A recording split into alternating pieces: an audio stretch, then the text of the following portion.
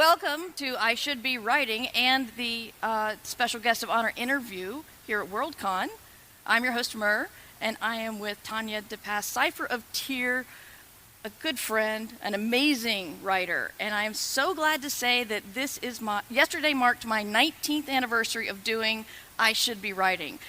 And so having Tanya on as my anniversary birthday thing was, I was very excited to be able to do it. Tanya, you wear so many hats. Yeah. Yeah, I do. I'd like to start with you.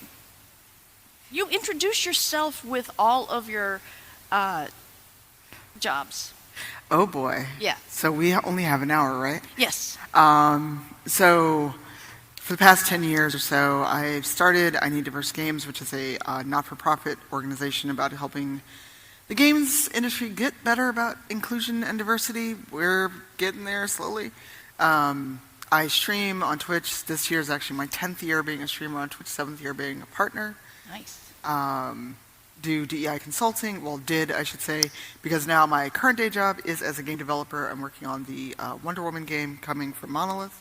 So I do that. I do TTRPG stuff, helped create Into the Motherlands, which is a game that's coming out this year, which is an all-POC dev team, very Afrocentric in the premise of it.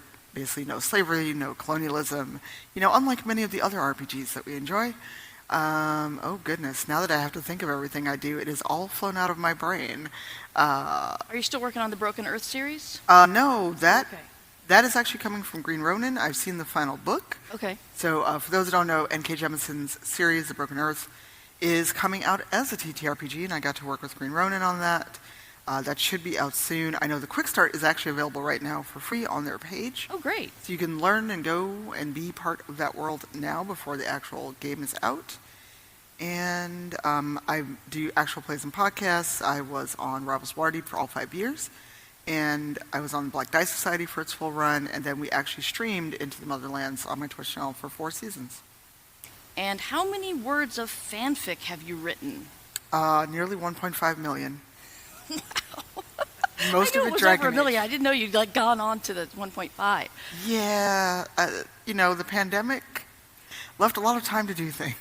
Yes. But the reason why I bring it up is because this is a show about writing, and I think I'd like to start with the fanfic because since I've started this show, fanfic has changed so much, and the opinion of fanfic has changed so much. And before it's a copyright violation, which technically it still is, and but then again, it goes into only people who can't write do it, and you're wasting your time and all this crap. And now I know some agents who read AO3 looking for clients. Oh. I don't know if they found them, but I do know there are some who do it. So can you take me on your fanfic journey? Why and how you feel about it now? So many moons ago, somewhere on fanfiction.net, there's very old Power Rangers fanfic that I wrote. Yes, very old. We never talked about Power Rangers. I don't know, but there's time later. Yes. Don't worry. So, and this is pre-AO3 even existing. It's like the fic that I may never tell anyone about because I'm not proud of it. It's not well written. It was just very much like, this is what I'd like to see, which, was a panel I was on earlier. And then I kind of dropped it for a while because college and everything else. And then I got back into it with Dragon Age because I'm a big Dragon Age nerd. It's no shock to anyone who's known me for 5 minutes. And the world of Thetis and also, especially Dragon Age 2, just pulled me in so much that, I actually got the spark to write again. I actually got the spark to kind of play around in the sandbox. And so, funny, my first fanfics for Dragon Age were actually LiveJournal kink meme fills.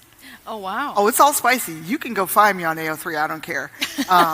There's a lot of very interesting Fenris Anders, poly, other stuff going on.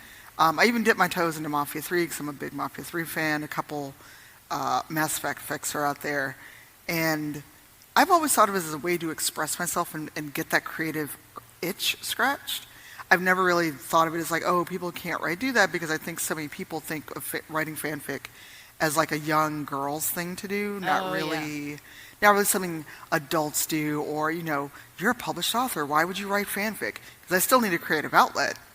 And fanfic, also has let me, if I'm stuck on something, either work or personal, I can go knock out a drabble or at least kind of plot out something, and it knocks the rust loose. So I think people who turn up their nose at fanfic are really A, missing out, and B, being snobs.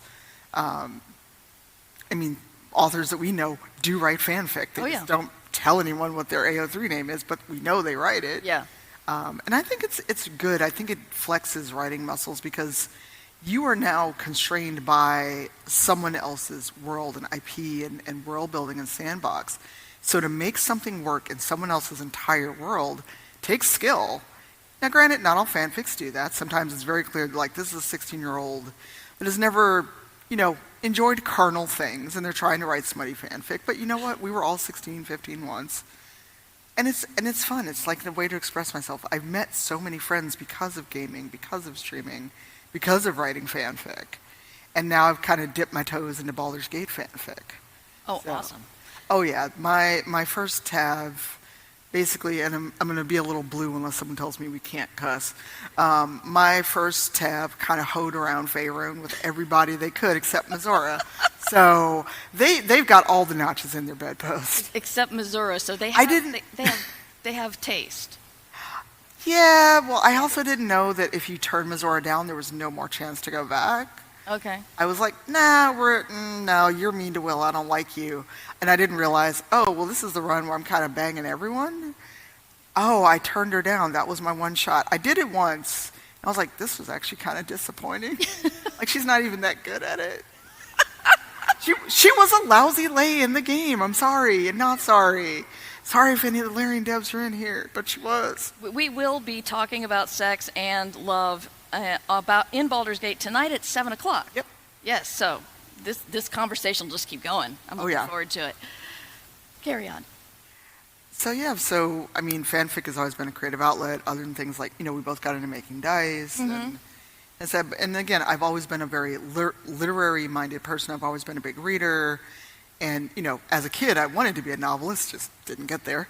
So it's a way to just express myself, and also, if I'm having a crappy day, I can go write some really mean, cruel, womp, dead dove fic. No one has to ever see it, but I can write it and know it's gotten out of my brain. Mm-hmm.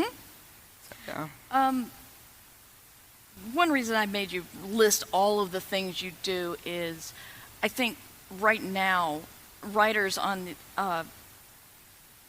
new writers need to realize that they have more than just book outlet or short story outlet. Absolutely. And so it feels like with looking at your career, you have taken opportunities available to you, but you've also gone out and made opportunities for you. And this is something I've always admired about you. Can you give some advice on how to both look for opportunities and just make them yourself? In terms of looking for opportunities, if you can, go to, in-person events, but we're all aware that going to in-person events, A, is not entirely safe because COVID's still happening. Also, they are expensive, flights, hotel, etc. So if you can't go to in-person things, network with people either through social media. I know Twitter's evil, but right now it's still kind of the most well-known platform. Join Discords. There are plenty of people who create Discords as ways to network, to connect with other people, writers, game developers. If you can, join professional organizations. And if you're a student, look for a student rate. And just if there's a writer whose work you enjoy, it will mean the world to someone if you are actually nice and complimentary about their work. Don't be the weird asshole that gets on Twitter and yells about, I hated this one character, I hated your work, because that will close the door very quick and people can see you. In terms of making opportunities, with Motherlands, it came about because a lot of us grew up with sci-fi and fantasy and did not see ourselves. Motherlands is an all POC group of developers and writers and artists. And we were just like, we don't see ourselves. We grew up seeing Star Trek with only Uhura, or we didn't see anyone. We saw the one black character. Maybe they lived through the series, maybe they didn't. So we're like, we're going to make the world that we want to see. And granted, we had to kickstart it. It was a whole pain in the ass to do it.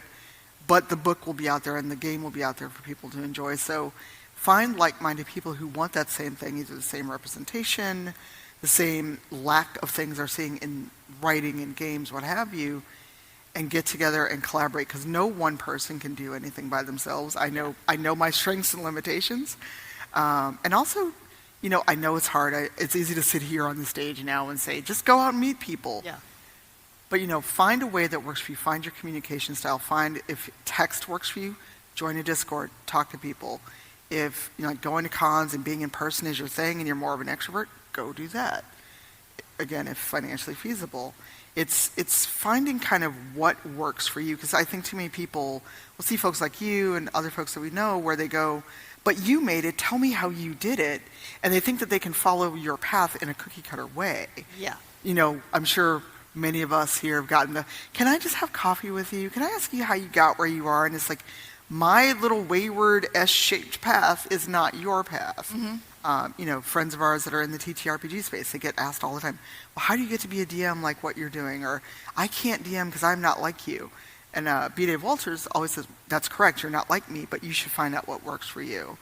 So getting away from, I want to be like X author, game writer, streamer, whoever, and figure out what works for you, what are you good at? Because I think a lot of people don't sit down and figure out exactly what they're good at, and then they try to emulate what they see as successful without realizing that person's path may have been 20 years ago before they got to where they are now, and you're seeing them on stage somewhere. Yeah.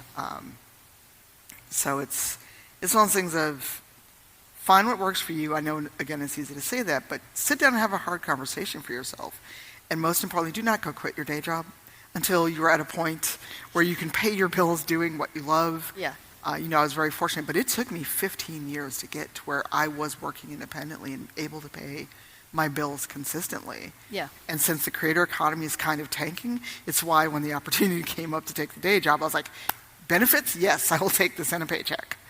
Right. So we're going to talk about the day job just in the point that you can't talk about the day job. Correct. But emotionally, how has it been working with computer games from that angle? It's been interesting, and also I've learned so much because previously when I'd worked with a studio, I was a consultant. I was part of the dev team, but not like part of the full-time employee team. It's been interesting. It's also been very revealing because, spoiler, you have to have so many meetings in order to make a video game. So many meetings. And it's also been rewarding. It's been, frustrating, but that's any job. Yeah. And it's also like, I get to make a cool thing. Eventually people will see it. Yeah. But I also get to work on an IP that's meant a lot to me. Like, I grew up watching Linda Carter's Wonder Woman. Yeah. And so it's like, it's like that tee-hee, I have a secret, nobody can see it until later. But knowing all the cool stuff that we're doing, and eventually it will be out there, it's been really cool. That's great. I think that's a lot of people's dreams, and I think you really hit the nail on the head with the you can't follow anybody's personal journey because everybody's had such a weird one. The internet opened up so many opportunities, but also suddenly it's like following that kid in the family circus. You don't want to. He maybe had to go to the sandbox before the library, but you may not need to. So you've also been a diversity consultant, and I know a lot of writers are like, they want to find one or want to hire one, or they're not sure when. Can you say what you would suggest to writers who either how to decide whether your work needs it, and then where to go to get somebody to help you out? I would say for needing one, you should get some, if you're writing outside your experience, that is your first stop. Because no amount of academic research can make this work out for you. Nothing is going to give you lived experience. Or if you've skipped that first step and you have your first draft ready, a lot of people still, they'll go out on Twitter. I know for a while, Justine Ireland had a database of it, but well, people are people and that's no more. Go out and find people, or again, especially if you're an established author, you should have a network of people that you can go, hey, I'm writing this book or I'm creating this media. This character is outside my experience and I want to make sure that I am not messing this up. And use your network if you're an established author. If you're not established, just put a call out on social media, places where you can get trusted feedback and go, I'm writing something, I'm working on something, this is outside my experience. Does anyone know of diversity consultants, DEI consultants, proofreaders that can look at this? And the important thing is, don't just take the first person suggested to you. Find someone, because there are a lot of people who go, well, I'm writing a black character, you're black, you can look at this, right? No, because I know nothing about your character, the era your book is set in. Is this character's gender the same as mine? Our friend Mickey Kendall. Mm-hmm. We are both black women in Chicago, but that doesn't mean that we have the same exact lived experience. What Mickey could speak to and what I could speak to would be totally different things in terms of consulting on a black female character. Yeah. So also do your research into the person you want to bring in and help you with this. And most importantly, pay them. Yes. Some people will pay here's a 30, 40,000 word manuscript, and based on what you're doing, and also, do you want edits? Know ahead of time. Are you okay with someone giving you edits? Do you only want suggestions? Do you want to have meetings? Do you want revisions? Are you okay with this? Or are you fine with someone just coming back with, thanks for your 40,000 words, here's 10,000 words of what you need to do to make this a lot better? Yeah. I think one more thing I'd like to add is, don't just go to a person of color or someone unlike you like a friend, because what they're looking for in your manuscript is the potential, I've heard it said, to be punched in the face, that's what they're looking for. And people who are trained diversity consultants know that might be coming. And if you just hand it to a friend, they might not be prepared for whatever mistake you made, or know best how to advise you to make it better. So yes, find a professional and pay them. It's hard, even when you self-publish, it's hard to realize you need to spend some money to make the best book you can, but it's really worth it. And also, be okay with the feedback. Yes. Because so many people go, I'm fine with a diversity consultant, and then you give them the feedback, and you can just see their whole soul being crushed. And it's not because they're a bad person, it's not because they're inherently racist, it's that they thought they did a good job. Yeah. And then they realize they didn't, and it kind of hurts. And feedback isn't always great to get, but you've also negated the whole point of getting a diversity consultant if you don't take and use their feedback. Yeah, I believe Adam Sandler hired some First Nations consultants, and when they told him what he got wrong, he fired them, or he didn't use their advice and they left. I can't remember, but yeah, you got to listen to what they say. That's the next step. So what advice would you give to somebody, gosh, you do so much. Well, you have had people say they want a DM or they want to do something creative and they can't follow yours, but vaguely, what do people need to focus on in order to do something creative online, either streaming or fanfic or something? So this is a multi-part answer. Great, we've got time. Oh, look, all that time on the clock. So for DMing, because I was just on a panel yesterday about actual plays and how that changes or modifies streaming as well. So for DMing, first off, you don't need to know every rule in the book. No one knows every rule in the book. If you do, I don't know what brain power you have. I would like to steal it from you. But understand that everybody had to start somewhere. That having the book in front of you with the rules is perfectly fine. And I'm going to say this because Matt Mercer actually tweeted about this late in the evening in the U.S. about how he is a fine DM. He literally does not know anything, and there are plenty of other people. You do not have to try to be Matt, Brennan, Bday, Abria. You need to find your own DM style. Are you very much I'm a yes and person, I'm for narrative, I like to do more combat? Again, it always comes back to figure out what works for you. And if you know you like to tell stories, realize you maybe shouldn't be a DM, just go write a book. Because we've all had that railroady DM. And just realize it's fine, you don't have to be perfect. My first few sessions DMing were horrible. And also, it is perfectly okay to have pre-gens, to follow the book to the letter until you get comfortable, and then, kind of mess around with it. I think the way I explained it on the panel was, I treat it like cooking. The first time you make anything, you've got the recipe. You follow it to the letter to make sure you get it. Next time you make it, maybe you tweak some spices, maybe you do something else. And then eventually you'll figure out what you like doing, what you don't like doing. And it's also perfectly fine to be like, I don't like DMing, I just want to be a player. In terms of streaming, most importantly, do not get into it for money at all. Because I've been doing this for 10 years, I still cannot pay my bills from streaming. I am not one of those people that has thousands of folks just show up just because I want live, and I probably will never be, and that's fine for me. Do it because you want to have fun, you enjoy it, maybe you want to have the social aspect, especially a lot of people did during the height of COVID. Yes. And also figure out what content you want to do. Don't go chase every brand new game, every brand new thing, because, oh, new game, everyone's going to come watch it. There's also thousands of other people having the exact same thought. Figure out, are you comfortable with the camera on or off? You do not have to be on camera. I'm rarely on camera. And then just try it out. Don't invest a bunch of money, don't invest a bunch of time until you know if you actually want to stream. Also, and I say this, granted, when I started streaming, I was working for myself and could do what I want. It is possible to stream with a full-time job, but you also have to balance that. You know, are you going to get up before work? You know, it's just stream on the weekends, evenings, whatever works for you.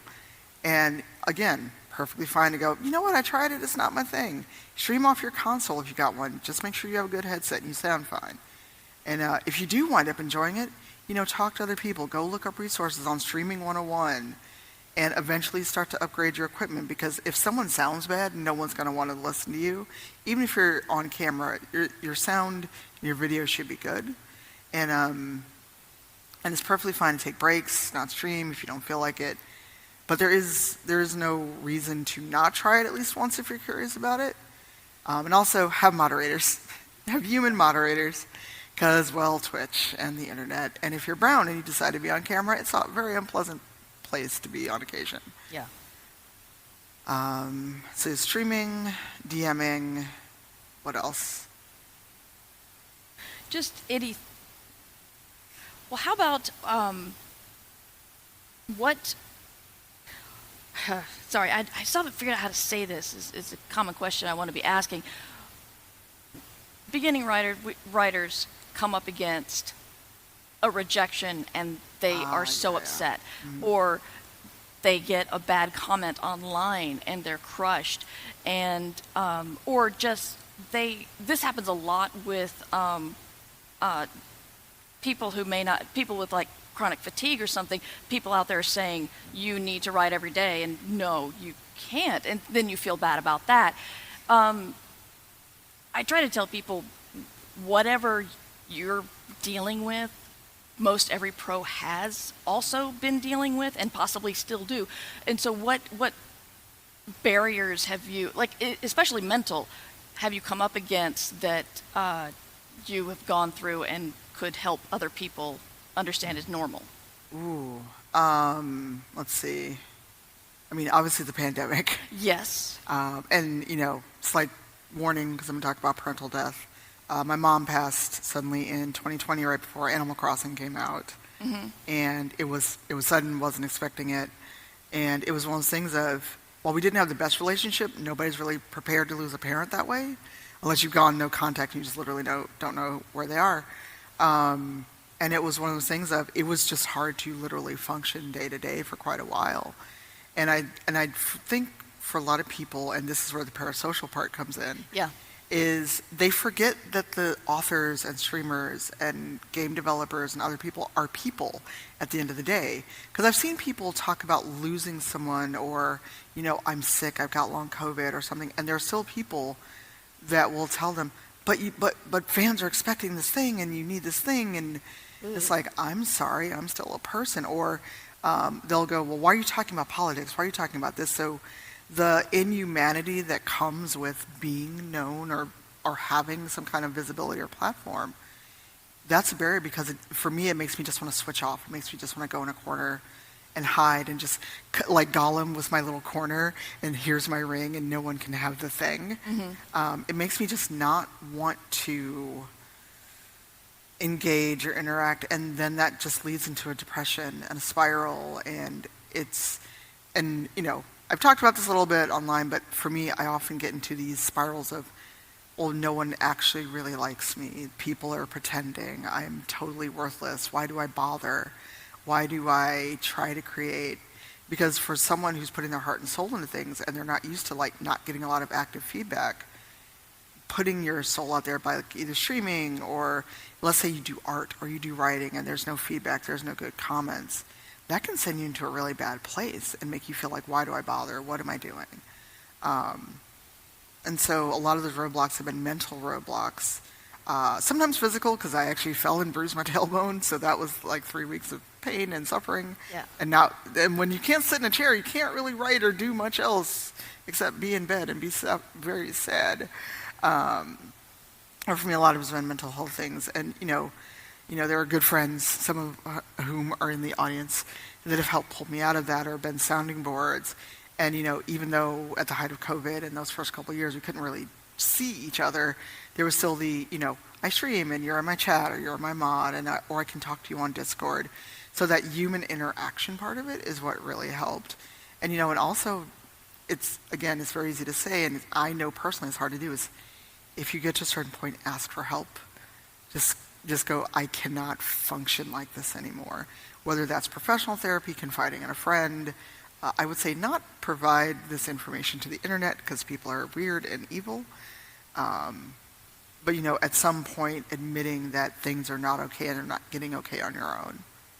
And, I almost said pheromones. That's not the word I was thinking of. Your own happy internal feels are fine, or store-bought's fine. Yeah. Yeah, I wish I'd written that down. You said the inhumanity once you get to be a more public person. Yeah. That's a really interesting way to put it. Well, I often phrase it as you are now a persona, no longer a person. Yeah. I think I've heard Elizabeth Bear say the person in your head that you're imagining when you talk to me is not really me. And we're going to talk about parasocial relationships tomorrow. Yes, right yes. Before the you goes.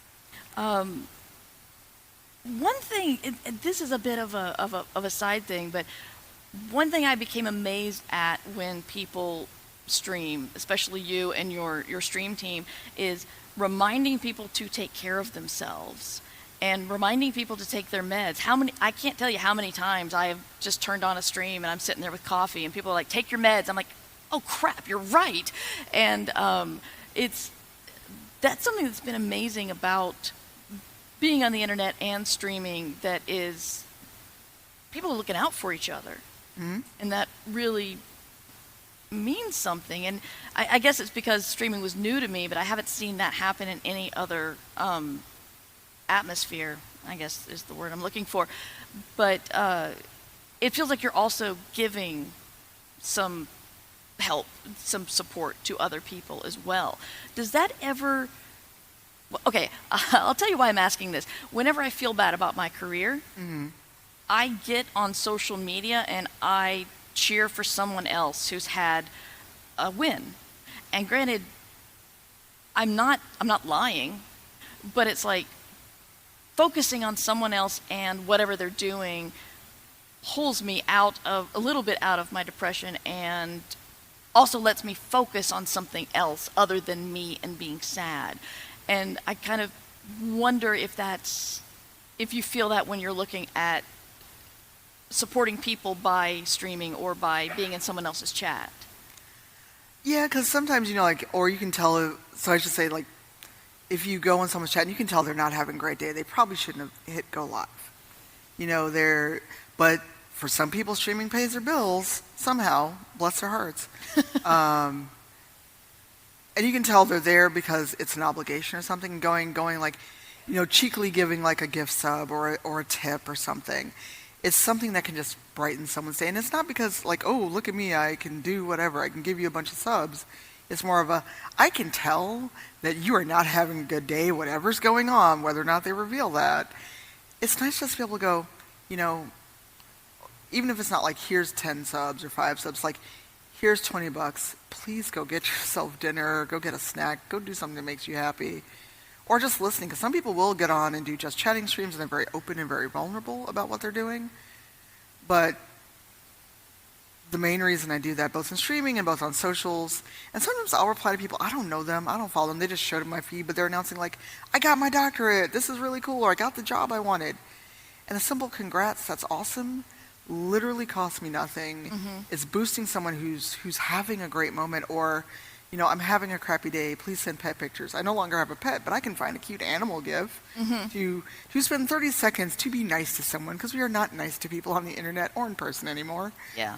And it's also, I would not be here if not for the support of people, both on social media and people in my circle and other people boosting me and putting my name out in rooms I'm not in. So the very least I can do is do that for other people. And, we've talked about this, of the replies of like, oh my God, I'm so jealous, or I wish that was me. One day I'll be as cool as you. All replies I've actually gotten, and I really hate it, so you've minimized what this person has accomplished. You're saying you wish it was you, whether you mean jealousy in whatever format you mean it. You've now diminished what this person was excited about. And so that's my kind of way to combat that, because I freely admit I am nice. I am not always kind. But there is no point in me being mean to a stranger on the internet. There's no point in being cruel to someone. That literally brings me no joy. And people have done it to me enough. I know how bad it feels. So lifting someone up, even if I don't know them, or if I just follow them online, I don't know them at all, I try to be kind to people when I can. I want to go back to fanfic a little bit, because you're very clearly an accomplished writer, and one thing that's awesome about fanfic is if you're feeling weaker in character building, well, you've got characters right there, and maybe you could just give them an adventure or a coffee shop that you thought up. Or if you're not good with description, well, you've kind of got it right there. You can look at the video game, or you can read the book and take something out of that and work on your characters. Have you found fanfic boosting what you considered a weakness before? In my own writing? Yeah. Yeah, because I struggle with writing dialogue sometimes, or doing those kind of interstitial moments of the characters are doing stuff, but they're not really talking. So say they're like together in a room, there's a conversation happening, or, there's someone off in the corner they want to go talk to, and describing that in a way that just doesn't seem stilted. I've always struggled with that. Or characters have these very lengthy conversations, and I'm like, oh yeah, they were in the middle of doing something. Go back. Insert a point at which they were not just standing here talking for 20 minutes for some reason. And it's still a weakness I find, is my brain races well ahead of my fingers, and I will go back and read stuff as I edit, and I was like, oh, I'm missing whole words in there. I know what I meant to say. There's like that one really important adjective that ties this together that my brain had. Fingers didn't get the message, so I got to go back and edit some things. Yeah. Do you find that it's making you stronger? Yeah. Okay. Because I go back and read, especially I'm going to count but not count the kink mean stuff, because that basically was just porn without plot. Somebody's like, I want to see these two characters getting it on. Cool, I can do that for you. Here's 1,000 words, enjoy. But when it's like gotten into longer things, and I actually co-wrote unfinished series with a friend of mine who I met through fandom and Dragon Age, where it started as an AU, like, what if our hawks met? Hawk is your protagonist in Dragon Age 2. And their hawk was very good aligned, very nice and sweet, and very pro-mage. My hawk was like, I hate everyone, I hate being a mage, I'm the worst person ever. Very much a red hawk that was dating Fenris. And we're like, what if these two met? What would happen? And over 1 million words later, we've now got like 8 fics in this series, and Wow. It's an AU of an AU of an AU. I mean, one day we may finish it, but the pandemic and Yeah. life happened. Yeah. But for years, this was our thing to do, also our social thing to do, because we'd be in a Google Doc just together, co-writing. You've also learned collaboration. Oh yeah. That is really interesting. So, have you worked with this person on anything else outside of the fanfic? No, they tried to teach me how to play WoW. That didn't work out because I'm bad at it. Okay. But we keep poking at it, and occasionally we're like, hey, we should really go back to the thing. It's like, yeah, but life is kind of life-in, so I don't know when I'll have time. Yeah. We have some microphones set up for questions. If anybody would like to join the conversation, please come up to the mics. I believe they're there and numbered. I can't see them. I have to trust you guys to see them. But if you'd like to ask Cypher a question, let us know. Ask questions. We got a half hour. Otherwise, we're just going to stare at you awkwardly. Yeah. You give such excellent long answers, but then it's like it's over. I'm like, wow, what else did I write down? I've been doing this 19 years. You're welcome. I know the podcast player were like, well, we've covered everything in my notes, and we have all this time left. Yeah. A lot of it is I would want to ask you about a lot of stuff that's not involved with writing, so I keep trying to tie it back to writing because that is what this show is supposed to be about. You mentioned that you are not a novelist, but on one hand, I know everything you do, and just slotting the spot to, I'm going to work on the novel at this point in my day, probably not there. But do you still think you would never write a novel? I don't think that I'd never write it. I'd probably be too terrified to try to submit it anywhere. Really? Oh, yes. We talked about this at breakfast, about performance anxiety. Oh, well, yeah. So I actually have terrible performance anxiety. And my brain is just like, also, and this may sound weird, but it feels like there'd be this sabotage your reputation if I were to write on a book or write a novel, because I don't know what expectations someone might have of me, and if it's really crappy or if it's not a great first draft, and I go, here's this thing that fell out of my brain, and they're like, lol, no, that would ruin me. That is a really good point. The expectation, I get that sometimes when I think, look, I tell everybody that it's okay to write a terrible first draft. Just move on through it. But when I write a terrible first draft, I'm like, I should be beyond this. This is utter crap because I should be able to do this better because I'm a pro. And I know exactly what you mean. That also makes it hard to move into other media sometimes. So, yeah, I get that. We do have a question. Huzzah. Hi, is this working? Yes. I was just wondering if there's like a dream IP you would want to work on. Like you mentioned Dragon Age a lot, but would you prefer to have that just in your fan fiction, or would you be extremely happy to work on a future Dragon Age game, for instance? Yes and no, because one, learning how the sausage is made kind of kills it. But also, I'm a big Dragon Age nerd, and it'd be really cool to work with my friends. But I also don't want to move to Edmonton. So Edmonton is where BioWare is based, and I'm pretty sure they don't do remote. I am very excited for Veilguard, and whenever we get the reveal date, I will be taking time off work. So, but my other dream would actually be Black Panther. Ooh. Because, again, Marvel and DC grew up with the comics, and, I just really enjoy the world of Wakanda. Would you be interested in writing the comic, or would you be interested in another Black Panther media, like a game or something? Maybe the comic. I've done a little comics writing, but not much, and that's something where I feel like it works to my strengths of, like, I'm a very visually oriented person, so looking at visuals and then putting in the words would be great for me. But there actually is a Black Panther game in development. It's a smaller studio owned by EA. Maybe, I don't know, because I'm not sure how the world would translate. Also, there's the very obvious issue of there's not really a lot of black game developers, and for something like Black Panther, I feel like it should be mostly, or if possible, all black, all person of color team. Yeah. Because we've seen the media we get when you have a character of color, but not the same melanin in the writer's room. Yeah. I'm just trying to picture, I'm just picturing the argument you would have of saying, Fenris is going in this game, and then say, no, it doesn't work because X, Y, and Z. No, we're putting Fenris in or I'm walking. I'm just imagining that. That could happen. I mean, we still don't know who's coming back in Veilguard. That's true. And you will hear me screaming if it's Fenris. I imagine, I have a friend who I think if Varric is there and not romanceable, she will rage. Even though Varric is supposedly tied to that woman in Game 3, but she was... I like her. You're like, yeah, that woman. I don't like her. I'm sorry. Yeah. That's what I was afraid we'd devolve into, because I just want to talk about computer games with Tanya. But also, we have questions. Oh, awesome. I could not see over there. Hi.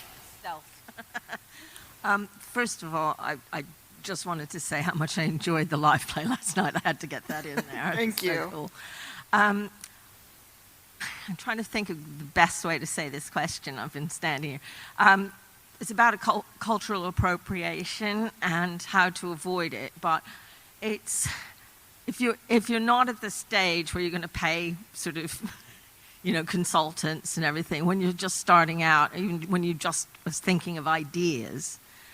And I'm also thinking about not just, Western cultures or African or whatever. I'm thinking worldwide here, because as a kind of person with a British ancestry every way you look in my family, those roads have been trod so extensively. And it's not like there's not more material out there, but you want to look a broader way and get inspiration from outside, but I want to avoid that thing of the cultural appropriation. Yeah. So for cultural appropriation, and if you're not at a point where you're able to pay people, doing the research, but what you have to think about is, are you appreciating this culture? Are you presenting it as if you are an outside expert and you know better than the people from that culture? Because what we see a lot of times is, white Westerners presenting a culture not their own as if, well, I lived in Japan for a year, so I know better than all Japanese people. Or, I went to India once on holiday, and so now I'm an expert on India, forgetting that it's a whole continent and, thousands of languages, etc. So it's looking at, first interrogating, why do you want to bring this culture that is not yours into your story, your work, what have you? Are you presenting it as if this is an absolute, this is how these people are, this is the way things are? And if you're presenting anything as an absolute, then you should stop yourself, no matter if it's your culture or not, because we're all varied.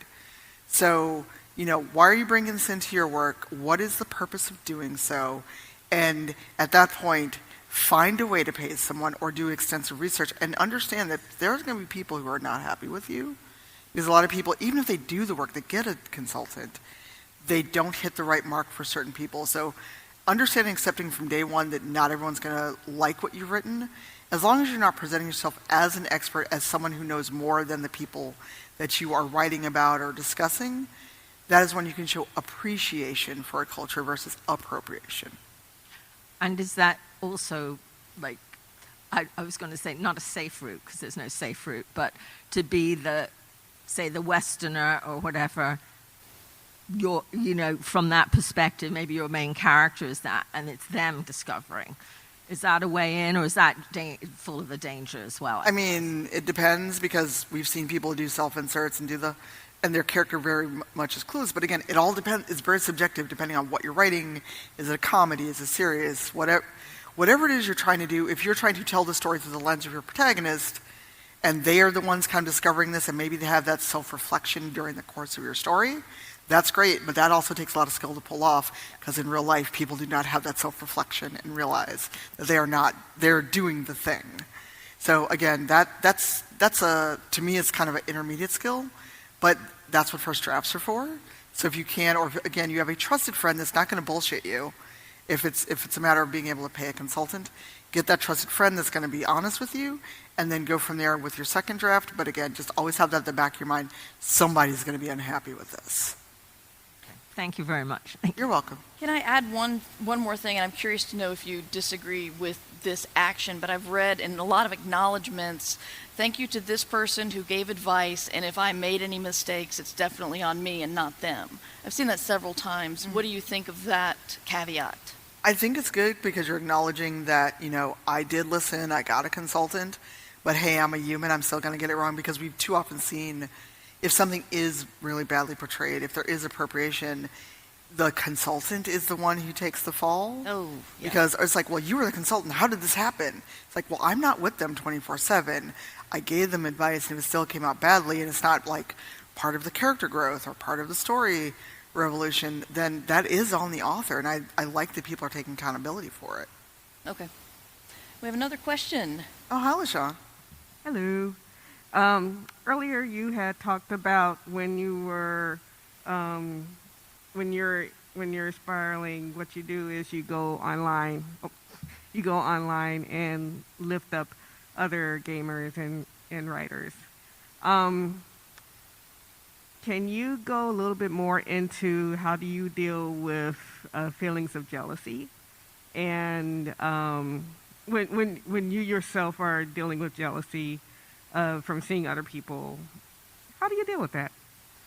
I compartmentalize it. I mean, it happens, but having had it reflected at me so often, especially when people I don't even really know, I try to internalize it. I try not to bring it out online. And I have my small little group chat where I can go, I really fucking hate this. I'm having a moment. And then I let it go. And I feel like you should have an outlet for that, but that outlet should not be external. Because, and you know, we actually have 15 minutes, I can explain this. For me, and I've explained this a lot online, when people reply to something I'm doing, or like even coming here, I've said, oh, I'm in WorldCon or whatever. I've gotten, oh my God, I'm so jealous. And I'm like, do you understand that I'm working? That I'm being put through the ringer of things to do every single day. I had to fly on an 8-hour flight to get here. You know, all you're seeing is you get to go to Glasgow. It's like, cool, I do. But have you seen the 5 things in one day that I have to do with barely time to eat, or, you know, things like that?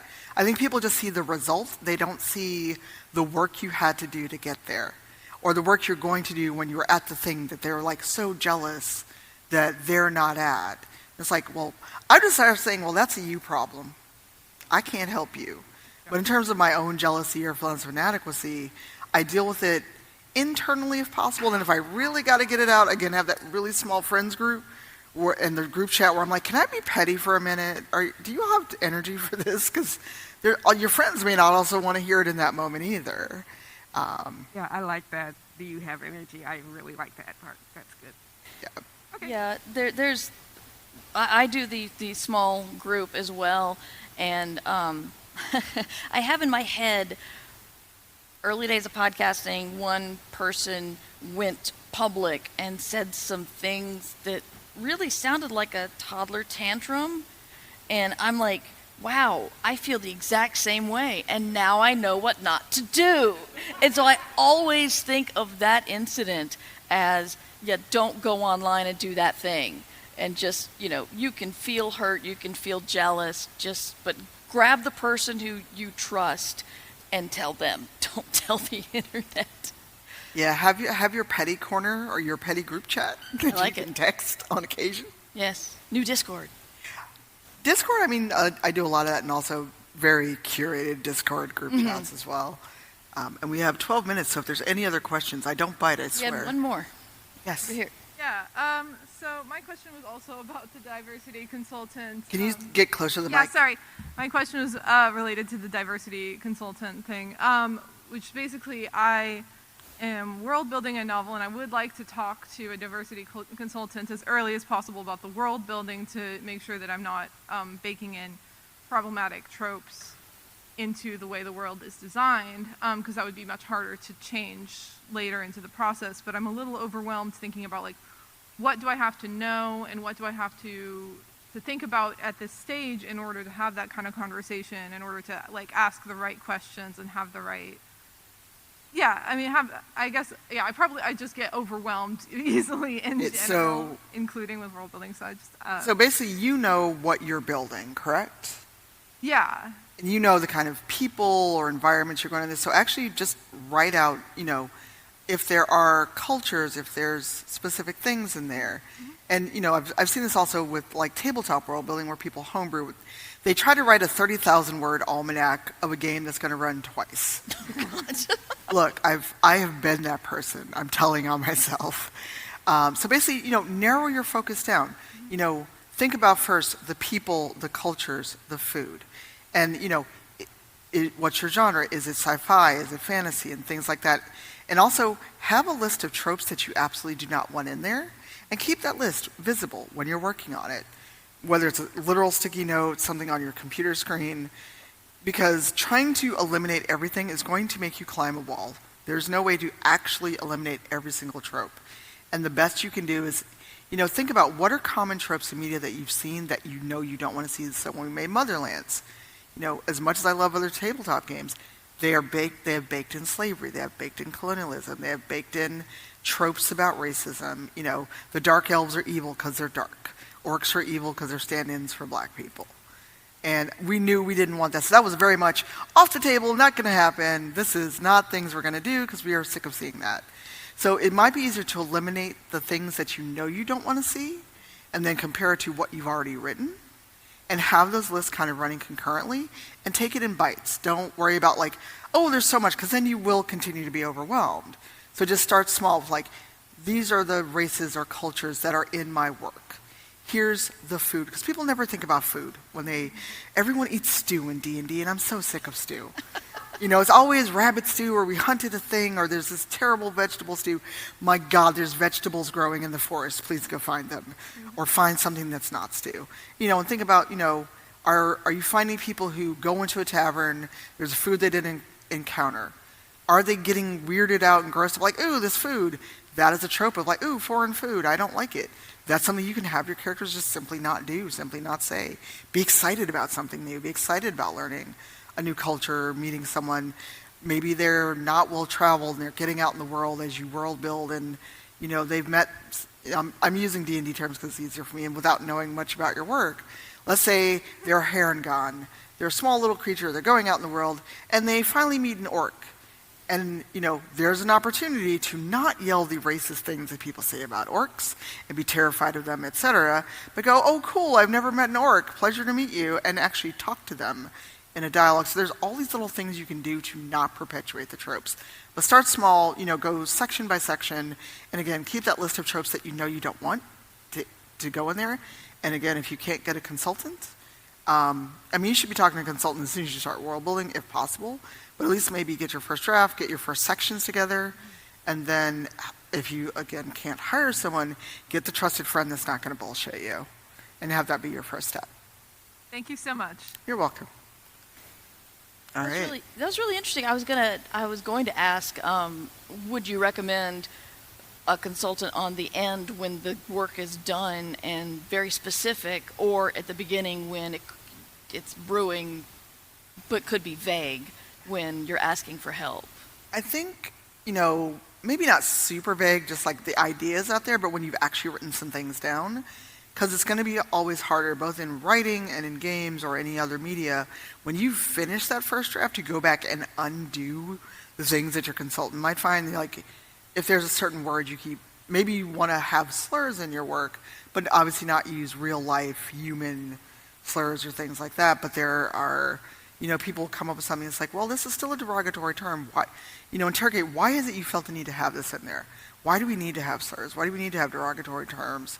Why do you need to have this reaction that is too much like real life racism?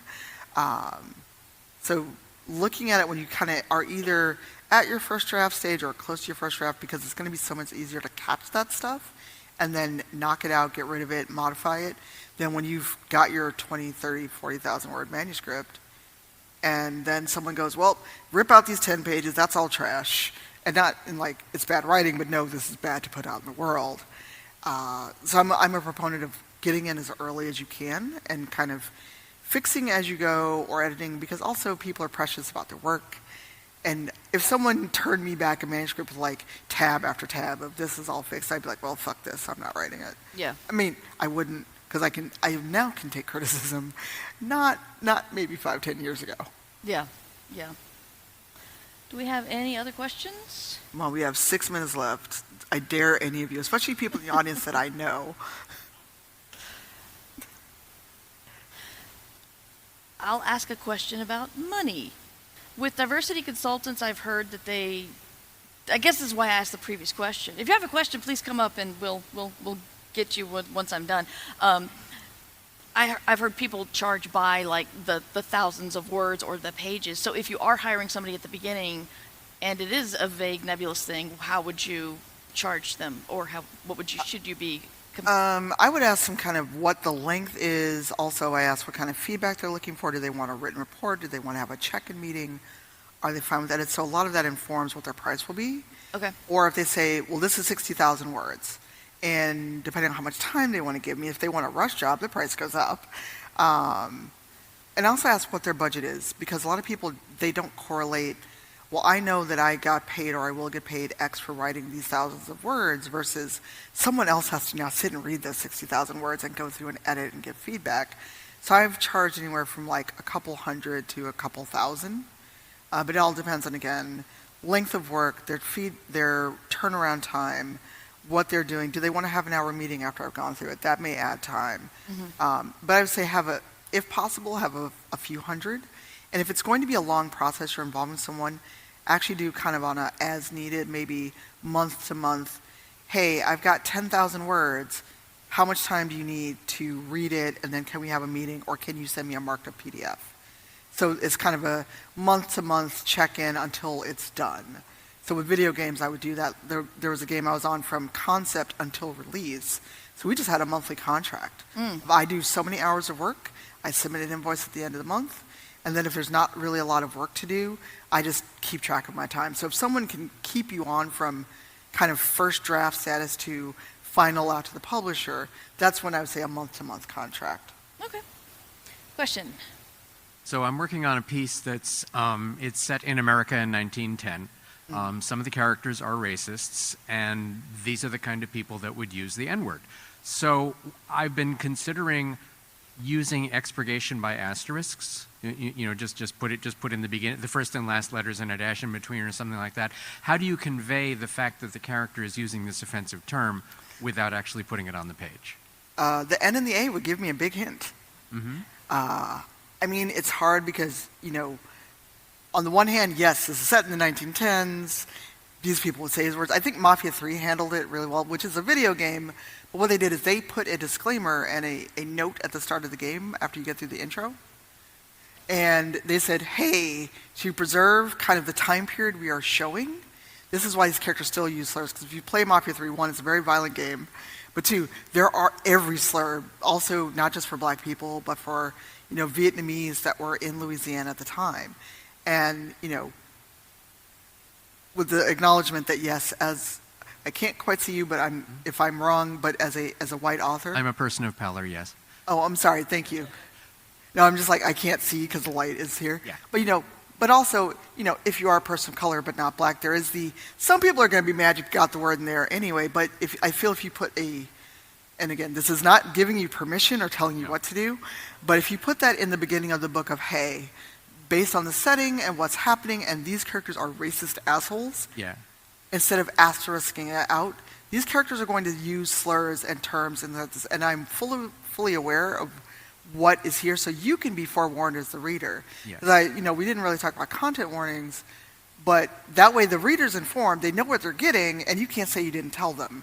Because if someone's set in like the 1910s, 20s, 30s, and you've asterisked out that word, I'm like, well, they wouldn't have done that. Also, if I'm reading people talking, to me it would read weirdly. Yeah, well, and that's why I've already gotten pushback. I didn't use the N-word, but I did use a couple of other offensive terms that I figured, well, it's Yiddish, so I can get away with it. No. So I've already gotten pushback on use of derogatory terms in the manuscript, and I don't really think that putting a disclaimer at the top would fix the issue. So I'm going to have to find some way to work around it. I mean, otherwise, either. I mean, it's hard because, again, you don't want to break. I hate the word immersion, but this makes sense because these are racist assholes. Yeah. But there's also whether you asterisk it or not, or whether you just put it in there with a disclaimer. There's going to get pushback. There's going to be people who are mad about it. So it's like, can you live with that? Can you live with hey, this is a setting in my book. These people would have said these things, and to preserve. The time period this book is in. Yeah, it's in there. So yeah, I'm definitely going to be hiring a consultant, and I had figured that I would wait until the second draft. And from what you said, it sounds like doing it now would be a real good idea. I think doing it now, so that way you don't have to go back and edit all that out. Because if it's happening in dialogue, it's, to me, at least as a reader, that would be awkward. Yeah. But if someone's talking about someone, or if it's something like a character's reading something. But I mean, for me, I would just be like, well, I'm just going to be okay with people being mad at me. Okay. Thank you. You're welcome. And we have 15 seconds. Yeah. Tanya, can you tell us where to find you online? I am everywhere online as cypheroftyr, CYPHEROFTYR. That is my handle everywhere. And in about a half hour, you can find me over in hall 4 at the signing table. Please come and say hi so I'm not sitting there by myself for an hour. And then later we're going to talk about sex, agency, love, and intimacy in Baldur's Gate at 7 o'clock in, I forgot what room. I'll find out. Meeting Academy? Sure, wherever that is. I have no idea. M1. Okay, thank you. M1 upstairs. Okay. Cool. So we're going to get spicy. It'll be great. And then at 4 o'clock, I'm hanging out with 3 black halflings along with Samantha Bayard, who is the voice of Karlak in Baldur's Gate. Excellent. Thank you guys for coming, and thank you, Tanya, for giving us your wisdom. Oh, thank you for having me.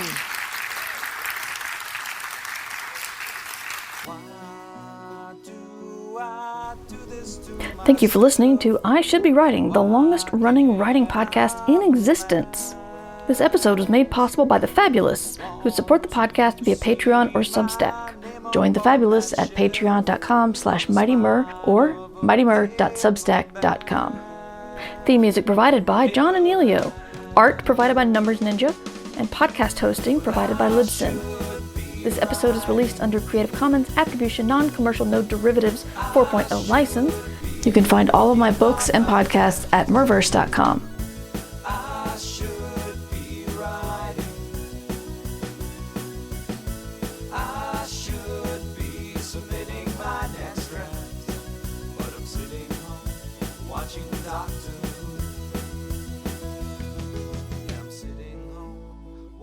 Doctor